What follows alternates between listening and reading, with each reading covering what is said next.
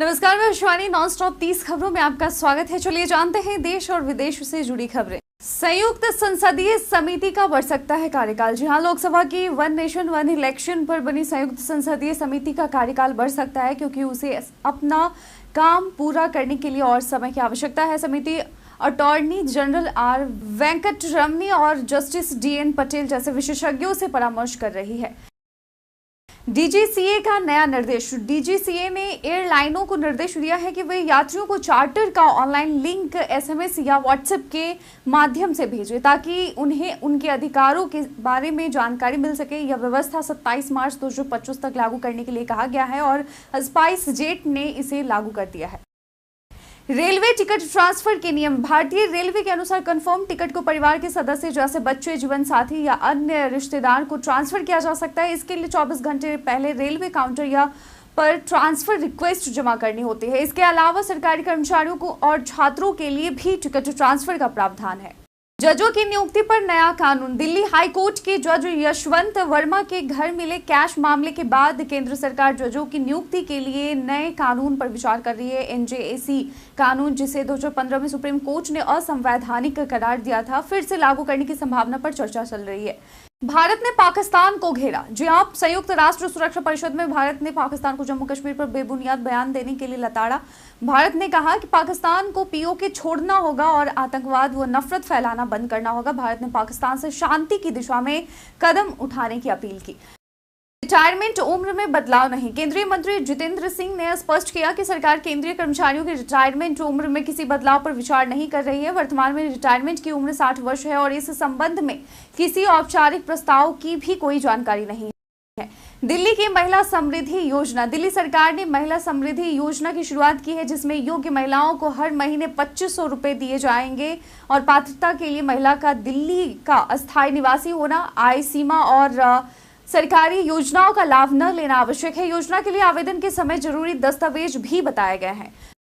पश्चिमी विक्षोभ से मौसम बदलाव। मौसम विभाग ने हिमाचल प्रदेश और जम्मू कश्मीर में बारिश और वज्रपात का अलर्ट जारी किया है। पश्चिमी विक्षोभ के कारण पहाड़ों पर बारिश हो सकती है, जबकि उत्तर प्रदेश सहित उत्तर पश्चिम भारत में गर्मी बढ़ने का अनुमान है। पिछले 24 घंटों में कई क्षेत्रों में बारिश और ओलावृष्टि हुई।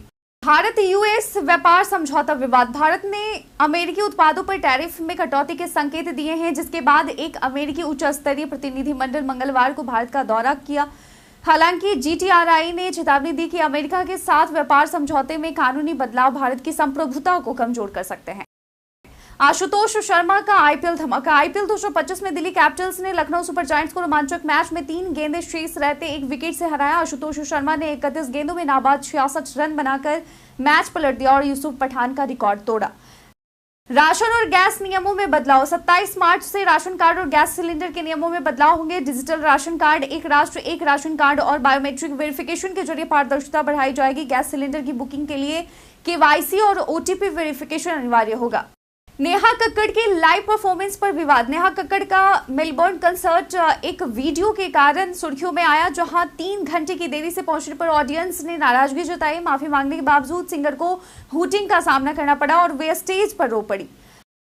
8वें वेतन आयोग का गठन। सरकार 8वें वेतन आयोग के गठन के करीब पहुंची है। कैबिनेट को जल्द ही इसकी मंजूरी के लिए जरूरी शर्तें भेजी जाएंगी। आयोग के गठन से केंद्रीय कर्मचारियों और पेंशन भोगियों के वेतन संशोधन पर सिफारिशें की जाएंगी, जिससे सरकार के खजाने पर बड़ा असर पड़ेगा।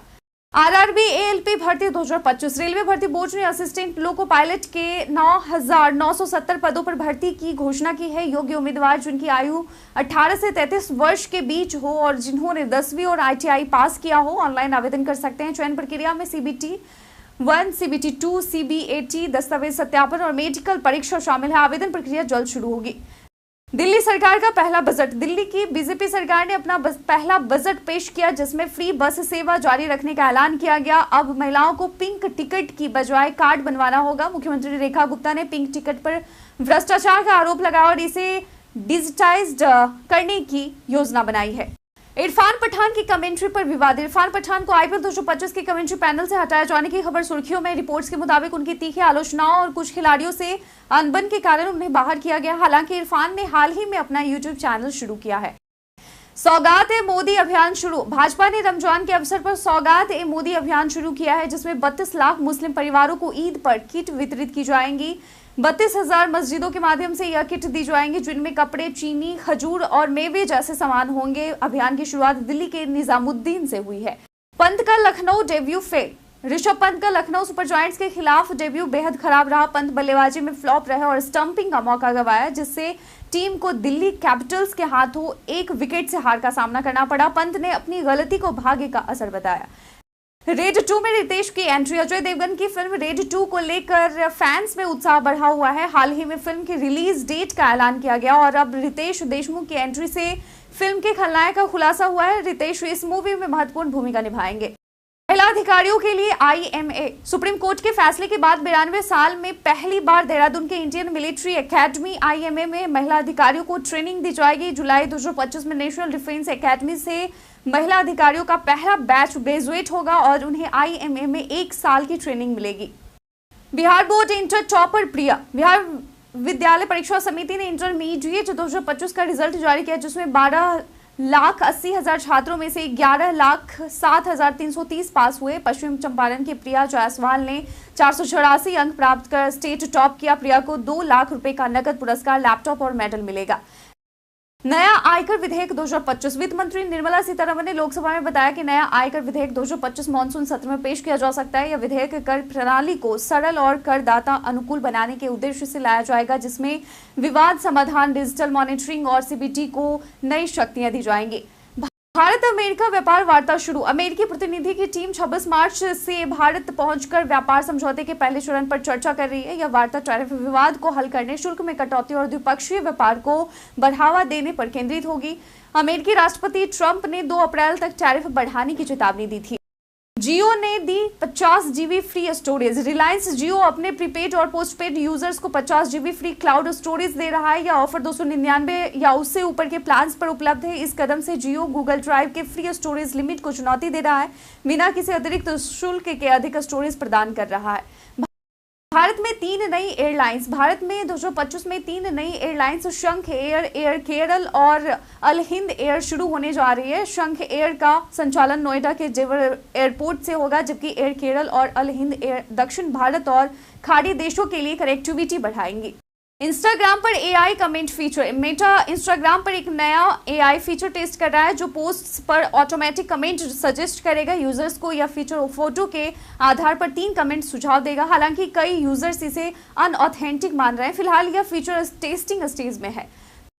टोयोटा फॉर्च्यूनर लोन पर। टोयोटा फॉर्च्यूनर की कीमत 33,78,000 रुपए है, 51,94,000 रुपए तक है और इसके लिए 3,91,000 रुपए की डाउन पेमेंट करनी होगी। लोन पर 4 से 7 साल के विकल्प पर EMI 56,600 रुपए से 87,500 रुपए तक होगी। लोन की ब्याज दर 9% है।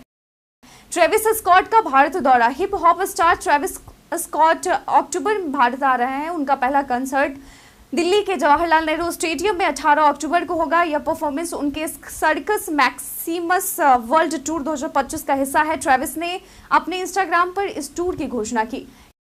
किसानों की आय दोगुनी स्थिति। लोकसभा में किसानों की आय दोगुनी करने के सवाल पर कृषि मंत्री रामनाथ ठाकुर ने बताया कि कई योजनाओं के तहत किसानों की आय में वृद्धि हुई है। 75,000 किसानों की सफलता की कहानियां सामने आई है। 2013-14 से 2024-25 तक कृषि बजट में भारी वृद्धि की गई है। चारधाम पूजा बुकिंग 15 अप्रैल से। चारधाम यात्रा के तहत बद्रीनाथ और केदारनाथ धाम में विशेष पूजा और आरती की ऑनलाइन बुकिंग 15 अप्रैल से शुरू होगी। इस बार बुकिंग शुल्क में कोई वृद्धि नहीं की गई है। श्रद्धालु मंदिर की वेबसाइट पर जाकर पूजा बुक कर सकते हैं, जिससे समय और परेशानी बच सकेगी।